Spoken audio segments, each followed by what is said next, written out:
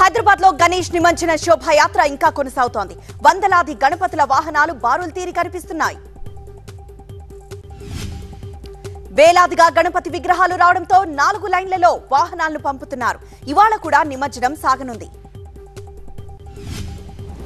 GHMC పరిధిలో 11 రోజుల పాటు పూజలు అందుకున్న వినాయకులను మేళతాళాలు, నృత్యాలతో నిమజ్జనానికి తరలించారు.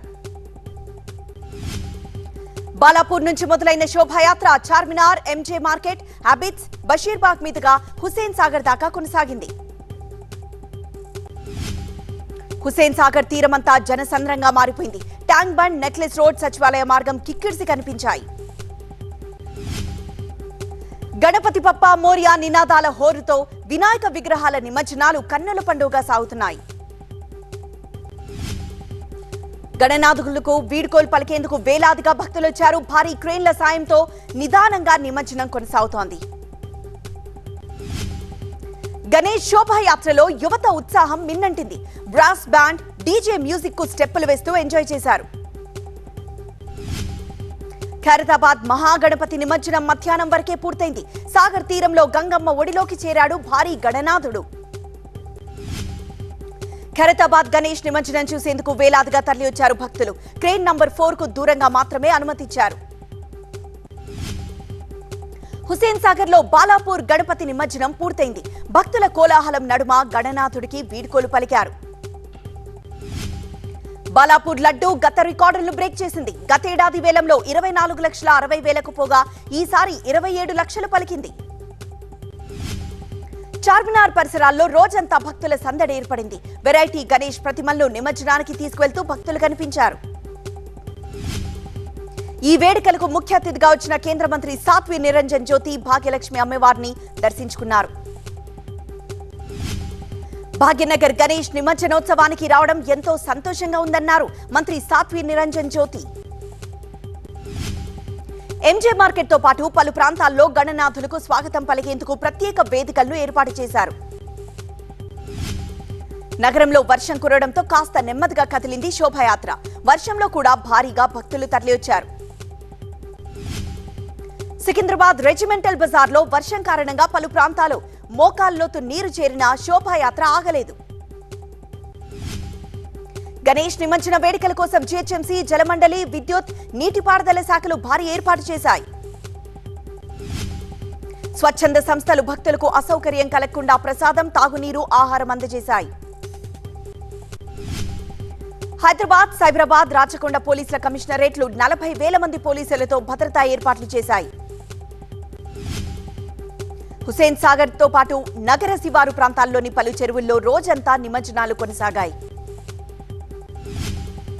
మేడ్చల్ జిల్లా సూరారం లింగం చెరువు దగ్గర నిమజ్జన ఏర్పాట్లను పరిశీలించారు సైబరాబాద్ సిపి స్టీఫెన్ రవీంద్ర. సరూర్ నగర్ చెరువుకు చుట్టుపక్కల కాలనీలు, గ్రామాల నుంచి భారీగా గణేష్ విగ్రహాలు నిమజ్జనానికొచ్చాయి. కుకట్పల్లి ఐడియల్ చెరువుకు భారీగా గణేష్ విగ్రహాలు తరలివచ్చాయి. ఇక్కడ నిమజ్జనం కాస్త నెమ్మదిగా కొనసాగింది. హైదరాబాద్ బండ్లగూడ జాగీర్ వినాయకుని లడ్డూ రికార్డు స్థాయిలో ఏకంగా 1,26,00,000 పలికింది. కీర్తి రిచ్మన్ విల్లాస్ లోని కమ్యూనిటీ మొత్తం కలిసి గణేశుని చేతిలోని ఆ లడ్డూను సొంతం చేసుకుంది. తెలంగాణలోని పలు జిల్లాల్లో గణనాథులకు వీడ్కోలు పలికారు. శోభాయాత్రలు సందడిగా కొనసాగాయి. ఆదిలాబాద్ వినాయక్ చౌక్ వద్ద ఎమ్మెల్యే జోగు రామన్న పూజలు నిర్వహించి శోభాయాత్రను ప్రారంభించారు. నిర్మల్లో గణేష్ నిమజ్జన శోభాయాత్రను ప్రారంభించిన మంత్రి ఇంద్రకరణ్ రెడ్డి భక్తులతో కలిసి డాన్స్ చేశారు. తిరుపతి తుమ్మలగుంటలో ప్రభుత్వ విప్ చెవిరెడ్డి భాస్కర్ రెడ్డి ఏర్పాటు చేసిన వినాయకుడికి నిమజ్జనం నిర్వహించారు. ఖమ్మం జిల్లా పాత కారాయిగూడెం గ్రామంలో గణేష్ నిమజ్జన వేడుకల్లో అపశృతి చోటు చేసుకుంది. వేడుకల్లో డాన్సులు చేస్తూ గుండెపోటుకు గురైన ఒక వ్యక్తి మృతి చెందాడు. ముంబైలో వినాయక నిమజ్జనం కన్నుల పండుగగా జరిగింది. గణేష్ శోభాయాత్రకు ముంబైలో భారీగా జనం తరలివచ్చారు. అతిపెద్ద విగ్రహమైన లాల్ బాగ్చా రాజా గణేష్ కు భక్తుల కోలాహలం మధ్య వీడ్కోలు పలికారు. శోభాయాత్రలో ఆడిపాడారు. మహారాష్ట్ర డిప్యూటీ సీఎం దేవేంద్ర ఫడ్నవీస్ కుటుంబ సభ్యులతో కలిసి గణేశుడి విగ్రహాన్ని నిమజ్జనం చేశారు. గుజరాత్లోని సూరత్లో గణేష్ నిమజ్జనం ఘనంగా జరిగింది. తాపీ నదిలో వినాయకులను నిమజ్జనం చేశారు. విదేశాల్లో కూడా గణేష్ నిమజ్జనం కన్నుల పండుగగా జరిగింది. అమెరికాలో భక్తి శ్రద్ధలతో నిమజ్జనం కొనసాగింది. న్యూజెర్సీలో నిమజ్జనానికి పెద్ద ఎత్తున ఎన్ఆర్ఐలు హాజరయ్యారు. మహిళతో పాటు చిన్నారులు కూడా పాల్గొన్నారు. కెనడాలోని స్కార్బరో తెలుగు అసోసియేషన్ ఆధ్వర్యంలో వినాయక నిమజ్జనం ఘనంగా నిర్వహించారు. లేక్ ఆఫ్ ఆంటారియోలో వినాయకుడిని నిమజ్జనం చేశారు ఎన్ఆర్ఐలు. గణేష్ లడ్డూ వేలంలో 98 లక్షలు పలికింది. ఆస్ట్రేలియాలోని పలు నగరాల్లో నిమజ్జన సందడి నెలకొంది. ప్రవాస భారతీయులు చాలా ఉత్సాహంగా పాల్గొన్నారు. సిడ్నీలో ఈసారి కూడా భక్తి శ్రద్ధలతో గణేష్ నవరాత్రి ఉత్సవాలను నిర్వహించారు. వెళ్లిరా గణేష్ అంటూ వీడ్కోలు పలికారు. CID chief Sanjay service rules అతిక్రమించి పనిచేస్తున్నాడంటూ కేంద్ర హోంమంత్రి అమిత్ షాకు ఫిర్యాదు చేసింది టీడీపీ. జగన్ కోసం చంద్రబాబుపై బురద జల్లుతున్నారని ఆరోపించారు ఎంపీ రామ్మోహన్ నాయుడు. విచారణ జరపకుండా ఆరోపణలు చేశారన్నారు. అక్టోబర్ 3న సుప్రీంకోర్టులో స్కిల్ కేసు వాదనలున్నందున లోకేష్ యువగళం పాదయాత్ర వాయిదా పడింది. ఏపీలో ఎవరైనా మద్యం తాగి చనిపోయినట్లు నిరూపిస్తే రాజీనామా చేస్తానని మంత్రి సత్యనారాయణరావు సవాల్ చేశారు.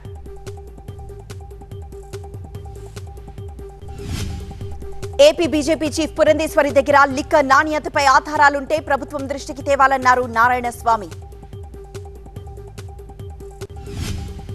మైనంపల్లి హనుమంతరావు, ఆయన కుమారుడు రోహిత్ ఢిల్లీలో ఖర్గే సమక్షంలో కాంగ్రెస్ కండువా కప్పుకున్నారు. తెలంగాణలో కాంగ్రెస్ ప్రభుత్వ ఏర్పాటుకు సానుకూల వాతావరణం ఉందని తెలిపారు మైనంపల్లి. బీసీలకు 34 అసెంబ్లీ సీట్లు ఇవ్వాలని డిమాండ్ చేశారు టీ కాంగ్రెస్ ఓబీసీ నేతలు. వీరంతా ఢిల్లీలో భేటీ అయ్యారు. ఇవాళ ఖర్గే సహా పార్టీ పెద్దలను కలవనున్నారు బీసీ నేతలు. రేవంత్ తమను పట్టించుకోవడం లేదని ఆవేదన వ్యక్తం చేశారు. తెలంగాణ ఎన్నికలకు 26 మందితో కేంద్ర కమిటీని ప్రకటించింది బీజేపీ. వివిధ రాష్ట్రాల నేతలకు ఇందులో చోటు దక్కింది. తెలంగాణ బీజేపీ ఎన్నికల కమిటీలో ఏపీ నుంచి సోము వీర్రాజు, విష్ణువర్ధన్ రెడ్డిలు ఉన్నారు. 5 కేంద్ర మంత్రులకు చోటు దక్కింది. గత 10 ఏళ్లలో తెలంగాణకు బీజేపీ చేసిందేమీ లేదని విమర్శించారు బీఆర్ఎస్ ఎమ్మెల్సీ కల్వకుంట్ల కవిత. బీజేపీకి తెలంగాణలో రాబోయే ఎన్నికల్లో ప్రతికూల ఫలితాలే వస్తాయని అభిప్రాయం వ్యక్తం చేశారు. మోదీ పేరెత్తే అర్హత బీఆర్ఎస్ నాయకులకు లేదన్నారు బీజేపీ జాతీయ ఉపాధ్యక్షురాలు డీకే అరుణ. పాలమూరు రంగారెడ్డి ప్రాజెక్ట్ కాంట్రాక్టులు చేసుకుంటూ పాలమూరు ప్రజలను మోసం చేశారని ఆరోపించారు. జనగామ జిల్లా పాలకుర్తిలో కాంగ్రెస్ బీఆర్ఎస్ ల పోటాపోటీ నిరసనలతో పోలీసులు భారీగా మోహరించారు. మంత్రి ఎర్రబెల్లిపై సోషల్ మీడియాలో పోస్టులు పెట్టారని కాంగ్రెస్ కార్యకర్తలపై బీఆర్ఎస్ నేతలు ఫిర్యాదు చేశారు. నర్సంపేటలో ప్రభుత్వ మెడికల్ కాలేజ్ కి మంత్రి హరీష్ రావు శంకుస్థాపన చేశారు. మంత్రులు ఎర్రబెల్లి, సత్యవతి రాథోడ్ పాల్గొన్నారు. భద్రాచలం ఏజెన్సీ సరిహద్దులో మావోయిస్టులకు వ్యతిరేకంగా ఆదివాసీలు భారీ ర్యాలీ నిర్వహించారు. చంద్రబాబు అరెస్ట్ కు వ్యతిరేకంగా చంద్రగిరిలో నిరసనలు కొనసాగుతున్నాయి. బాబు బాల్య స్నేహితులు సంఘీభావం తెలిపారు. చిత్తూరు నాయి బ్రాహ్మణ కాలనీలో ఓ తల్లి బిడ్డతో సహా 2 అంతస్తుల భవనంపై నుంచి దూకి ఆత్మహత్యయత్నం చేసింది. ఈ ఘటనలో బిడ్డ అక్కడికక్కడే మరణించగా తల్లి పరిస్థితి విషమంగా ఉంది. అత్తింటి వేధింపులే కారణమని బంధువులు ఆరోపిస్తున్నారు. ప్రకాశం జిల్లా బేస్తవారిపేట సత్య ఫ్యామిలీ రెస్టారెంట్ లో ఓ కస్టమర్ చికెన్ బిర్యానీ ఆర్డర్ ఇవ్వగా అందులో జెర్రీ వచ్చింది. మహమ్మద్ ప్రవక్త జయంతిని విశాఖలో సందడిగా నిర్వహించారు. ముస్లింలు భారీ శాంతి ర్యాలీ నిర్వహించారు. భద్రాద్రి కొత్తగూడెం అశ్వాపురంలో ఓ తాటి చెట్టుపై పిడుగుపడి నిలువుగా కాలిపోయింది. జనం భయంతో పరుగులు తీశారు. హరిత విప్లవ పితామహుడు ఎంఎస్ స్వామినాథన్ కన్నుమూశారు. చెన్నైలోని తన ఇంట్లో తుది శ్వాస విడిచారు స్వామినాథన్. వ్యవసాయ రంగానికి స్వామినాథన్ విశిష్ట సేవలందించారు. ఆయన సేవలకు గుర్తింపుగా పలు పురస్కారాలను అందుకున్నారు. స్వామినాథన్ మరణించడం పట్ల ప్రధాని నరేంద్ర మోదీ విచారం వ్యక్తం చేశారు. ఆయన చేసిన కృషి లక్షలాది మంది జీవితాలను మార్చిందన్నారు. 2015 నాటి డ్రగ్స్ స్మగ్లింగ్, మనీ లాండరింగ్ కేసులో కాంగ్రెస్ ఎమ్మెల్యే సుఖ్పాల్ సింగ్ ఖైరాను పంజాబ్ పోలీసులు అరెస్ట్ చేశారు. ఒక అంతర్జాతీయ స్మగ్లర్ల ముఠాకు సపోర్ట్ చేయడంతో పాటు వారికి ఆశ్రయం కల్పిస్తున్నారనే ఆరోపణలు ఈ ఎమ్మెల్యేపై ఉన్నాయి. తమిళనాడుకు కావేరీ జలాలను నిలిపివేయాలని డిమాండ్ చేస్తూ ఇవాళ కర్ణాటక బంద్కు పిలుపునిచ్చాయి కన్నడ సంఘాలు. కావేరీ జలాలను కర్ణాటకకు విడుదల చేయొద్దంటూ కర్ణాటక మాండ్య రైతులు వినూత్నంగా వాటర్ క్యాన్లు, జొన్న కర్రలతో ఆందోళనకు దిగారు. బెంగళూరులో కన్నడ హీరో సిద్ధార్థ్ కు కావేరీ ఆందోళనకారుల నిరసన సెగ తగిలింది. ఆయన ప్రెస్ మీట్ ను అడ్డుకోవడంతో అక్కడి నుంచి వెళ్లిపోయారు. భారత్ లో అమెరికా ఎంబసీ సరికొత్త రికార్డు సృష్టించింది. ఈ ఏడాది ఇప్పటి వరకు జారీ చేసిన వీసాల సంఖ్య 10 లక్షలకు చేరుకుంది. చంద్రయాన్ 3లోని ప్రజ్ఞాన్ రోవర్ చేయాల్సిన పనిని ఇప్పటికే పూర్తి చేసేసిందన్నారు ఇస్రో చైర్మన్ సోమనాథ్. ఇస్రో చైర్మన్ సోమనాథ్ గుజరాత్ లో పర్యటించారు. అక్కడి సోమనాథ ఆలయాన్ని దర్శించుకుని ప్రత్యేక పూజలు చేశారు. ఢిల్లీలోని ఫర్నిచర్ మార్కెట్ లో పర్యటించారు కాంగ్రెస్ నేత రాహుల్ గాంధీ. ఫర్నిచర్ మార్కెట్ లోని వస్తువులను పరిశీలించారు.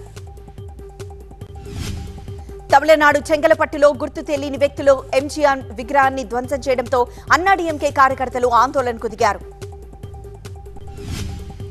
తమిళనాడు రామేశ్వరంలోని గల్ఫ్ ఆఫ్ మన్నార్ తీరంలో డాల్ఫిన్స్ కనువిందు చేశాయి. సముద్రంలో పల్టీలు కొడుతూ ఆకట్టుకున్నాయి. భారత్ కెనడా మధ్య వివాదంపై అమెరికా మళ్లీ అదే పాట పాడుతోంది. దర్యాప్తునకు భారత్ సహకరించాలని సూచిస్తోంది.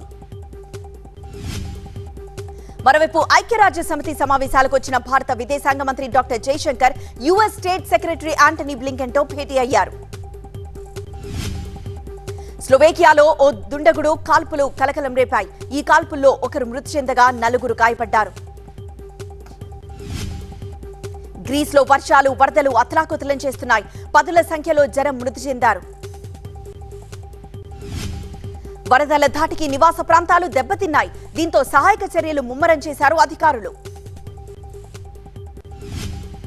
హిమాలయ శిఖరాలను 42 సార్లు అధిరోహించిన అరుదైన రికార్డు సాధించారు నేపాల్ కు చెందిన కమీ రీచా. ఇండోనేషియాలో టిక్ టాక్ ను బ్యాన్ చేశారు. ఈ ఆటతో యువత పెడదోవ పడుతోందని ఆరోపించింది.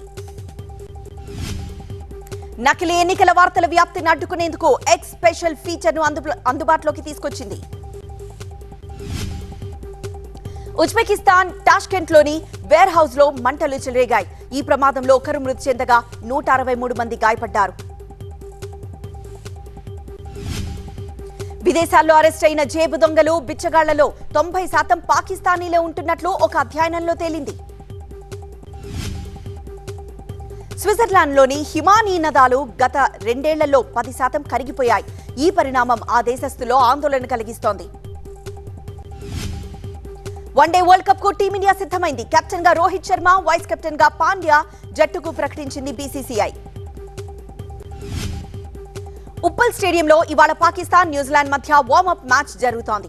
పాక్ ప్లేయర్లు స్టేడియంలో ప్రాక్టీస్ చేశారు. గణేష్ నిమజ్జన వేడుకల బందోబస్తు నేపథ్యంలో ఈ మ్యాచ్ కు అభిమానులు అనుమతి లేదని నిర్వాహకులు తెలిపారు.